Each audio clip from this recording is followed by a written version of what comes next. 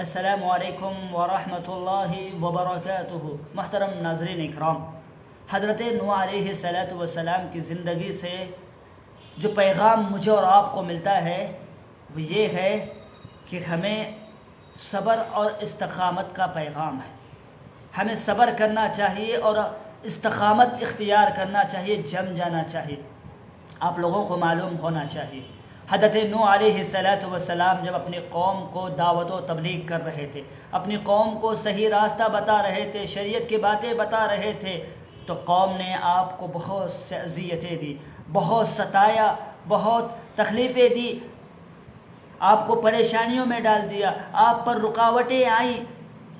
آپ نے ان رکاوٹوں کا سامنا کیا، آپ نے ان پریشانیوں کا سامنا کیا، آپ نے ان مصیبتوں کا سامنا کیا، اور آپ نے صبر اور استقامت اختیار کیا۔ آپ کی قوم حالانکہ وقت کے اتنے بڑے جلیل القدر پیغمبر تھے، آپ کی قوم نے آپ کی عزت کا خیال نہیں رکھا، آپ کے احترام کا خیال نہیں رکھا، آپ کی عزت کو گراتے ہوئے آپ کو برے الفاظ سے کیا کہا؟ قرآن نے نقشہ کھینچا، کہا ما نراک الا بشرا مثلنا، تم تو ہمارے جیسے ایک انسان ہو، تو نبی کہاں سے ہو گئے؟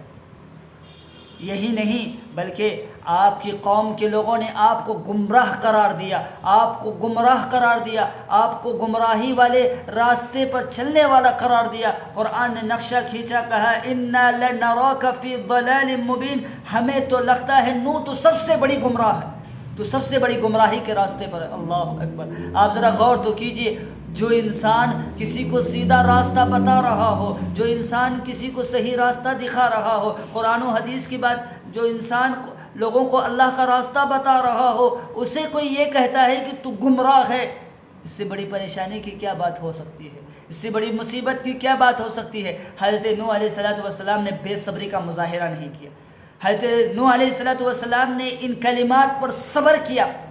یہی نہیں میرے بھائیو، آپ کی قوم نے آپ کو مزید تکلیفیں دیتے ہوئے، اذیتیں دیتے ہوئے، آپ کو برے الفاظ سے پکارتے ہوئے کہا کہ وَقَالُوا مَجْنُونٌ وَازْدُجِرَ، ہمیں لگتا ہے کہ نوح پاگل اور دیوانہ ہو چکا ہے۔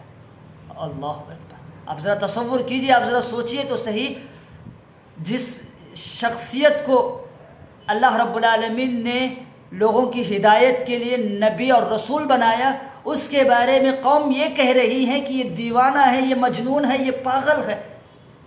لیکن حضرت نوح علیہ السلام بے صبری کا مظاہرہ نہیں کیا، ان کو پلٹ کر کوئی جواب نہیں دیا، ان کو برے الفاظ سے ان کو جواب نہیں دیا، بلکہ خاموشی اختیار کی، بلکہ صبر اختیار کیا انہوں نے، صبر کو اپنایا انہوں نے، استقامت کو اپنایا انہوں نے۔ یہی نہیں میرے بھائیو، آپ کی قوم نے آپ کو دھمکاتے ہوئے، آپ کو ڈراتے ہوئے آپ کے بارے میں کیا کہا؟ قرآن نے نقشہ کھینچا اور کہا وَمَا نَرَاكَ اتَّبَعَكَ إِلَّا الَّذِينَ هُمْ أَرَاذِلُنَا، جہاں تک ہم نے دیکھا ہے تیری بات تو یہی مانتے ہیں جو زمانے کے ذلیل ہے۔ حضرت نوح علیہ السلام کو آپ کی قوم کے لوگوں نے کہا کہ ہم نے دیکھا ہے کہ جو تمہارے اتباع کرنے والے لوگ ہیں نا، جو تجھ پر ایمان جو لا رہے ہیں نا، حقیقت میں وہ ذلیل لوگ ہیں۔ اللہ!